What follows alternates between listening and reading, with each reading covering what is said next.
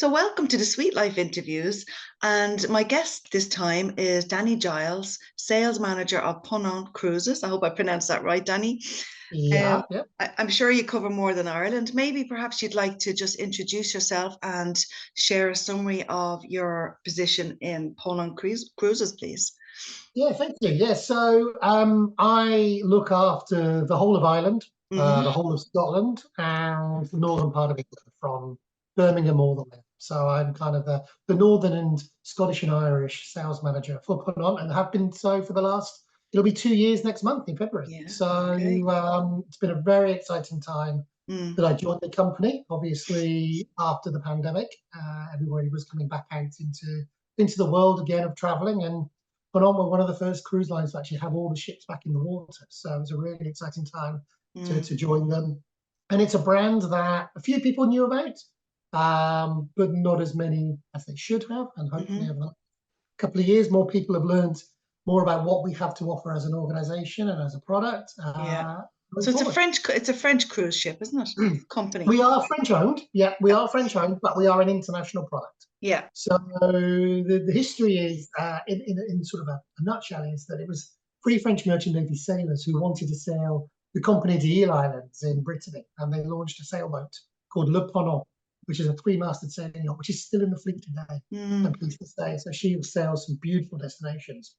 And it was very much a French organization back then. And it was really in 2015 that the evolved into a more international product when we were purchased by our new and current owners who wanted to grow the business. So opening up offices in the United States, down in Australia, Shanghai. We've just opened up in India, Yeah. uh, an office in Marseille, the UK and Irish operation, Hamburg in Germany. So it's a real mix now of Yeah. international board. So it's actually a 50-50 split with French and non-French speakers. Yeah. So the Such a last ship I huge was on, interest again, isn't there, in holidays? It's unbelievable. Like I think years ago people used to think it was out of their reach, but now it's actually something that anyone can go for and try as well, which is amazing. But depending, there's so many different types as well. So this is great for showing people all the different types of cruise ships that are available, depending on where you want to go and how big a cruise ship you want to be on and all those kind of things. And I think what's the benefits of cruising on a Ponant ship compared to the larger ones? so instantly size is obviously Yeah. the instant factor here because the size matters. The ship you see behind us here is actually one of our largest ships, Mm. holding a maximum. Down here in Antarctica, it'll be just 200 guests. Yeah. But when she sails in the Arctic, or she's perfectly small enough to come in and out of Venice, which not many cruise lines can now do because of the new regulations. So she'll Yeah. carry around about 230, 240 passengers when she's traveling in the Northern Hemisphere. So the size element is huge. Mm. That allows us to have unique opportunities, unique ports of call, Mm. unique areas. We don't need a dock or a quayside. So we can just drop anchor, lower our Yeah. sails, or our Zodiacs, as you see in the background I there, see them. and put Yeah. our.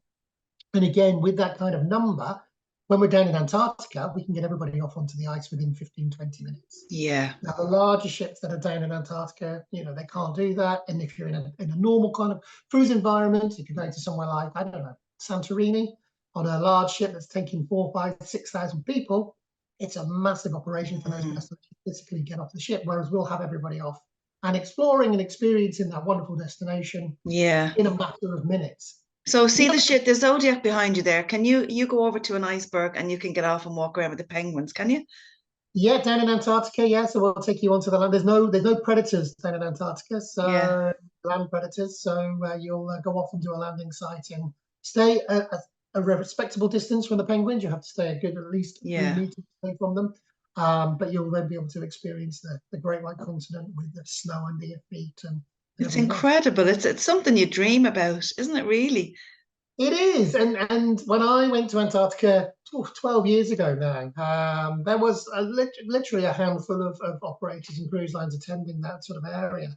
It has grown, but Yeah. realistically, this winter we'll get around about 60,000 visitors to Antarctica Wow. alone, That's if you don't put all the incredible. others. But that's Wow. still a small amount when you think Yeah. of some of the Hmm. larger ships are Yeah. carrying 6, 7,000 passengers a trip. Yeah. So Mm. it's still a unique destination to go to, and for Yeah. many down in Antarctica, it's the seventh continent. So it's the last continent Yeah. off their lists. And if you're taking those polar expeditions to the north, to the Arctic, whether it be Spitsbergen for the polar bears or Greenland for the Inuits and the icebergs, the Northwest Passage, Arctic Canada, or we have a very special vessel that will go to the North Pole as well. You know, they're going to be completely smaller numbers again. The North Pole rotation, there'll be about 1,000 people this summer coming that will actually visit the North Pole in total. So it's a small amount of people, quite a unique badge of honor to be able to say that you've been to these destinations. A travel experience has totally changed for travelers, that's for sure. Where would you like to see Ponant Cruises tackle next in terms of going to somewhere that nobody has been yet? Well, we already are. So this year coming, we are doing on the beginning of September, we have a very special itinerary. As I mentioned earlier on, we go to the North Pole. Yeah. This particular itinerary in September is going to be the first time that any commercial vessel has ever done it, whether it's be luxury or non-luxury. So the fact that it's a luxury exploration ship is even incredible. We're going to sail from Nome in Alaska, and we're going to go right across the top of the world, where we're going to go in search of the geographic North Pole, which we know we can find because we do that on a regular basis in the summer. But we're then going to go in a quest for search of the magnetic North Pole, which is a little bit harder because it constantly moves. Yeah. So we're going to have these two North Poles, these quests for two North Poles, and then we're going to finish coming down into Longyearbyen in the middle of September, there around the 20th, 26th of September. So it'll take a few weeks anyway, yeah. It's a good 3-week experience. The beauty of that is obviously the nights are getting longer, so you've got a great opportunity for Northern Lights, the wildlife opportunities up there will be the narwhal, the polar bear, but that ability to be able to say that you're going to be one of only 220 people to have done that and be the first to have done it. Yeah. And I'd say you're booked up already. Have you got lots of interest already? Extremely popular, and for us as well, we find higher suites are the first to go as well. So of course, with the view. But yeah, so we'll wait and see. Fingers crossed. It's just come out today that we're going to be repeating that itinerary again for 2025. So what kind of price range does that kind of a trip cost? That one at the moment, it's on average you're not going to get much change out of €35,000 for one person. Per person, yeah. But with us, it's an inclusive product. So the only additionals on board that you would have to spend would be if you went to the hairdresser, or if you went to the bar, or you purchased something out of the boutique. All the Zodiac trips and all that are all your landings, all your lectures. You're given the complimentary parka jacket, the boots, the gear. So when we do get off, everybody's in the right attire. All the dining, 24-hour room service. You've got a mini bar. Everything is included. Yeah. In theory, you wouldn't need to spend anything once you're on it. Once you step on. And do you think, in terms of passenger age, are they family orientated? No, we have a real mix. So, and again, I think this is a post-pandemic change to the way the world is. We were historically what I would call the empty nesters, the slightly more mature market that have the funds available and the ability to go outside of school holidays or outside of times, etc. But in a post-pandemic world, we've seen that age group has dropped. We're now getting travelers in their 40s. We're now getting people that have done Dubai, they've done Mauritius on land, and they're looking for something else. So they're taking on, whether it be an expedition, polar or tropical, because we do warm water expeditions as well. So which is really exciting to the likes of Madagascar and Belize and Honduras and places like that.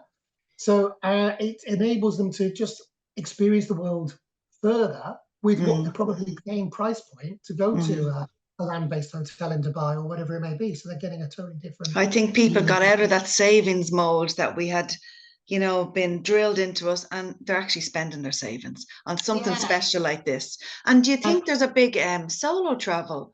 People traveling solo is huge as well. There is, and solo travel isn't just single travelers. It can be solo travelers traveling together, but are friends that don't want to share. And we're in a very unique position because although we're a small ship organization and we only have 13 ships in the fleet, in total 12 in the Ponant fleet and then our sister company, Paul Gauguin, we offer at any given time over 100 departures adding no single supplement. So there are opportunities for Yeah. solo travelers to travel to the likes of Great to Antarctica, know that. Yeah. to Greenland, to the Med, etc., Mm. without paying the 25, 30, and most expedition companies will actually charge between 75 and 90% single Mm. sub. So we have opportunities for them to do that. And it's not last minute. So we've Yeah. got those available right up until winter Okay. 25. That's So there's great. plenty of opportunity for guests to be able to book early Yeah. and get And their I think experience. even if you went solo on a cruise ship like the one behind you there, yeah, I think because there's smaller passenger people on it, you'd probably end up getting to know a lot of people and making new friends as well. I mean, You're never on your own on a polar yeah, ship. you're never on your They are own. they're always small enough that you'll be able to experience and interact with the rest of the guests Yeah, and the crew, because the crew haven't got anywhere else to go. exactly. Yeah. You're meeting the doctor, you're meeting the hotel manager, the reservoir.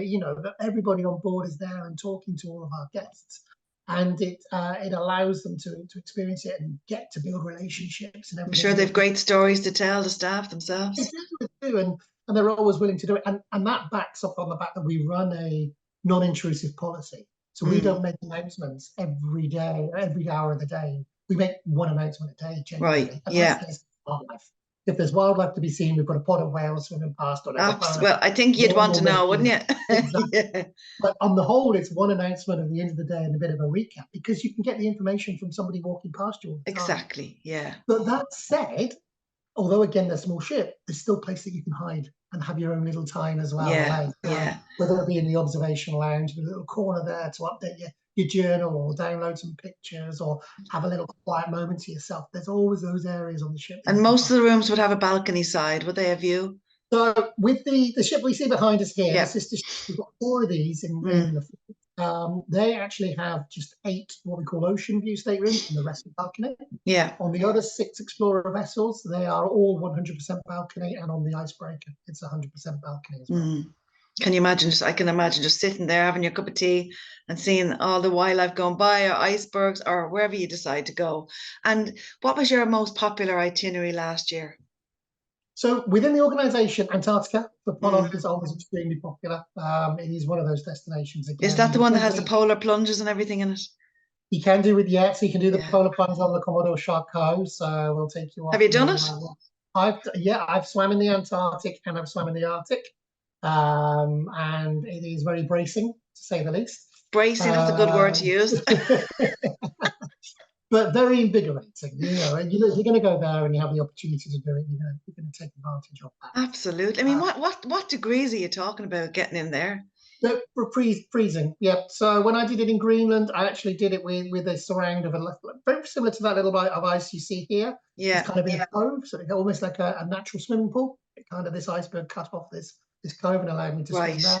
And then when I did it down in Antarctica, I actually had to wait for the penguins to vacate the area before I could go in. Yeah. And sort of get your head under the water, do a few strokes, sit there for the pictures that everybody wants to take, and then ready to come out. So it's a must. It's a big event. Even if you don't do it, it's a great event because you're watching everybody do it. And obviously there's a rope or some kind of safety thing around the people jumping in, is there?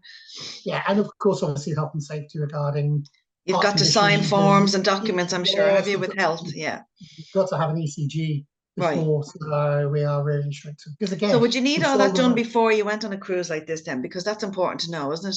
To have all Yeah, these documents. Yeah. and even down in Antarctica, obviously, because of the remoteness, we can't just Yeah. nip off to the local hospital. There's no way to do a Yeah. medical evacuation, which fortunately doesn't happen that often. It can take up to 2 to 3 days to be able to sail back to somewhere that we can Yeah. operate safely.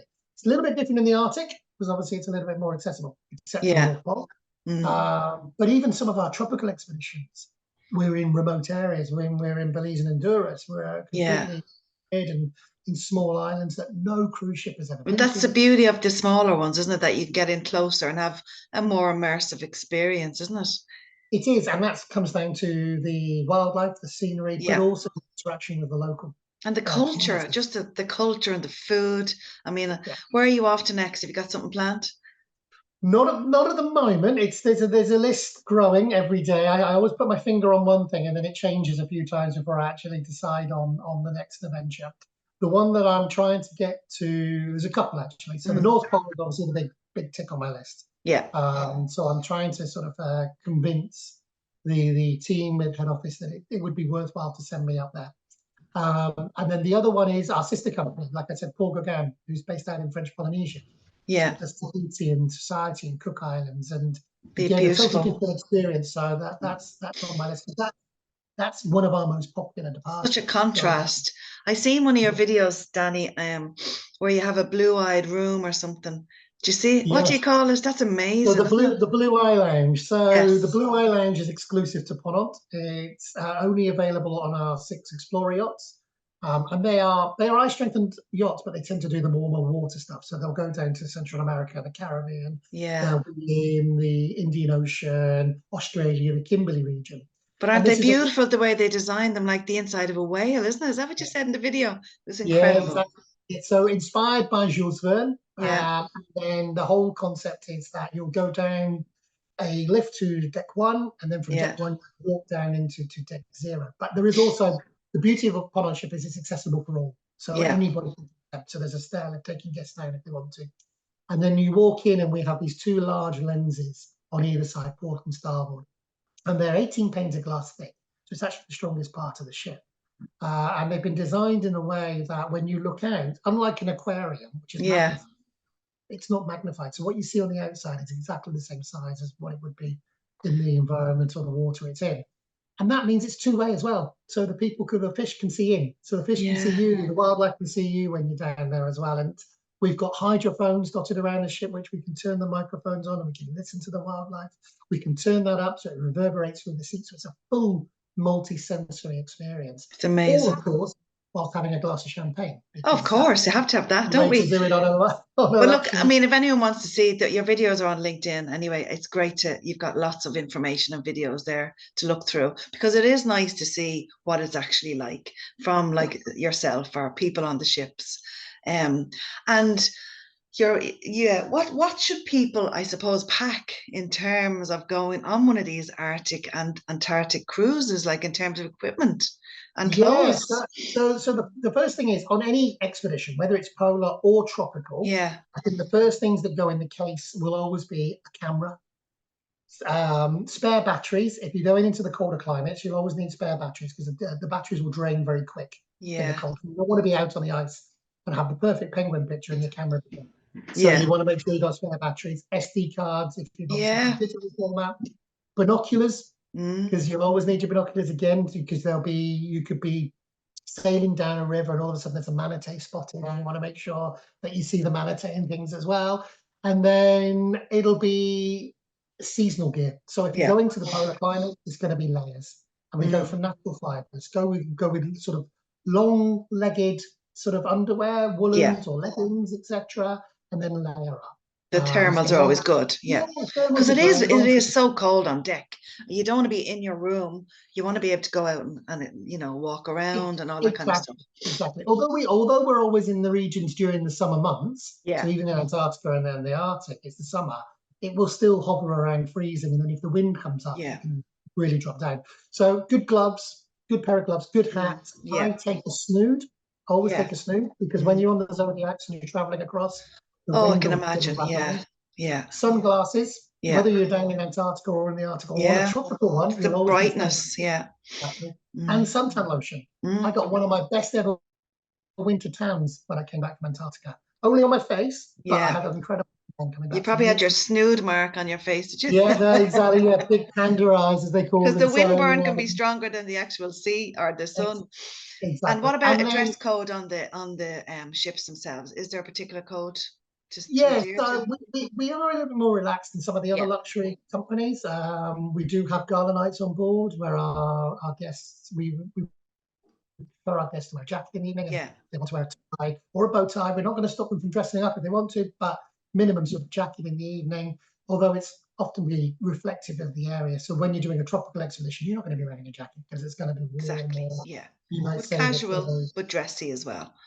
exactly. It's kind Like of as like if a you're going out for dinner, country club. like you're going out for normal dinner anyway, just to have Exactly. that. Yeah. Exactly. We kind of avoid the sort of the denim You effect. don't want, Lunch, yeah. yeah, lunchtime and breakfast again, it is quite relaxed. You can walk up in t-shirts and shorts, but you know, and ready to go. Because again, Mm. likewise, when you're coming in for a lunch, if you're in Antarctica or in Greenland or Spitsbergen, and you're having a lunch in a polar bear spotted, you don't want to then have to go back and change. Exactly. You Yeah. know, so you'd be wearing your walking trousers or your Yeah. chinos or jogging trousers, etc., ready to go, and you'll have your complimentary jacket. It's given to you for those polar regions, so we know that everybody's properly Great. prepared. And like what? And like, I suppose a typical day, Danny, is it busy? Are you busy from when you wake up to when you stop, or You can you can just be, pick? yeah.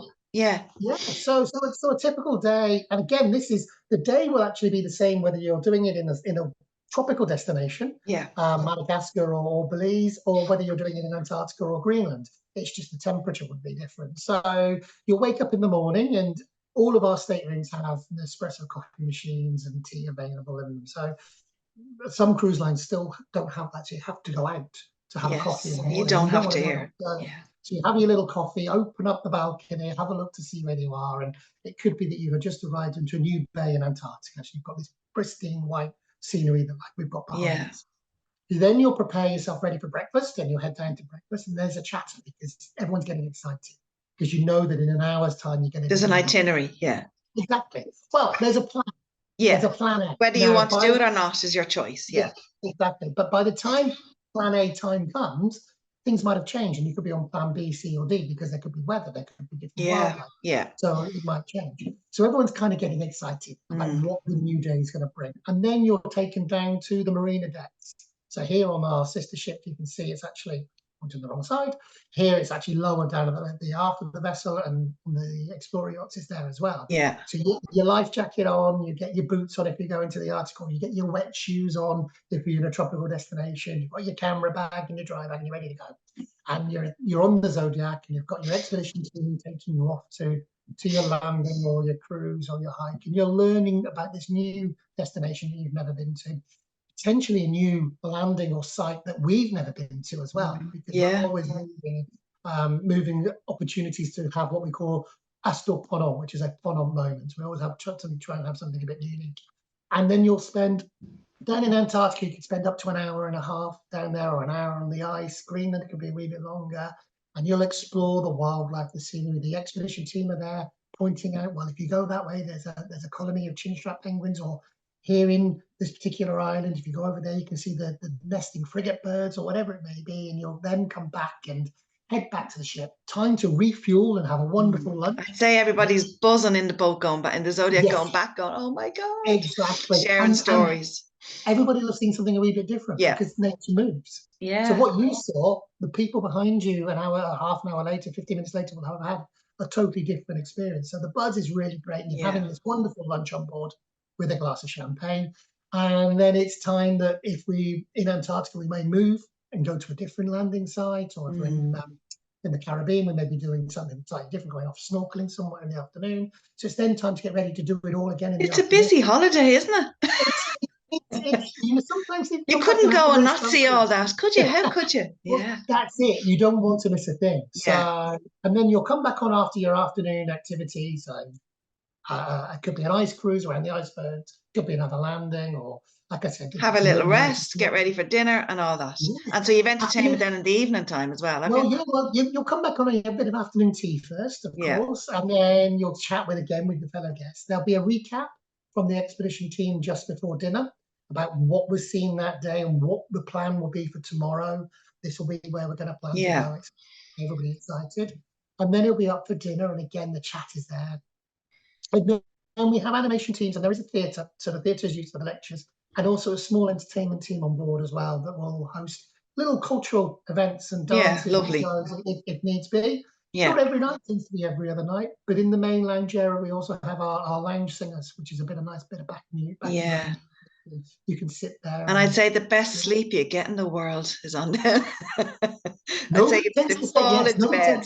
Exactly. Nobody tends to stay up too late because you're going to be up early in the morning. Yeah. So the last expedition I did, we were up at 6:30 because we were out at 7 in the morning. Exhausted. Well, you were tired, but you were excited, so it didn't matter. I'd say the eyes just stay wide all the time, Danny. Yeah, they definitely do. They definitely do. And then the beauty of it is all the ships have got their own spa facility. So they all have, on the sister ships, we have hammams, on the Explorer, we have saunas, So it's a great way to come and relax. We've got a pool deck area, which is heated, so they can go and have a Great. dip Yeah. in the water if needs be. On our exploration ship, the Commodore Charcot, she has this wonderful thing called a Blue Lagoon, which is a 90-centimeter wading pool. So it's kind of like kept at 38 Fabulous. degrees. Yeah. It's like a bath. You sit in there and you can watch the scenery as you're going along. So it's lots of ways to be able to relax and unwind, but still not miss out on some of the Yeah. Gorgeous. It all sounds wonderful, Danny. Absolutely gorgeous. Thank you so much for sharing all this about Ponant cruises. I'm sure there'll be a lot of interest. The next big one this year then is September for the polar cruise. Well, that's so that's the brand new one for us. So and that that'll be booked up very quickly, I'm sure. It's getting there. It's getting there. Yes. We still have. I was looking this morning. Actually, we still have a little bit of availability left on our Greenland itineraries for this summer. And 1 or 2 spaces left on our North Pole for this year. But we've just launched the 2025 program, so get in early because with us, we don't tend to discount. We have an early booking offer. And as the ship fills up, that price gets more and more expensive, very similar to an aircraft. Okay, yeah. It's the best time is to book early and to get in. And look, there's loads of information from customer experience stories and how it all began, and history behind Ponant Cruises is on ponantcruises.com. Yep, Ponant.com, Ponant.com. We've got our own YouTube channel. If you just Google Ponant, loads of videos on that. Brilliant. You think you'll start your one and then hour later you'll get lost for hours, I'm sure. I know I'm going to have a look now. Danny, thanks so much for your time and look forward to talking to you again. Maybe when you come back from your cruise in the polar. Fingers crossed, if I can get that one sorted sooner rather than later. You'll get on that, I'm sure. We'll see a nice backdrop of that in the next video, hopefully. Thank you so much for your time today for the Sweet Life interviews. Thank you, Danny. Take care.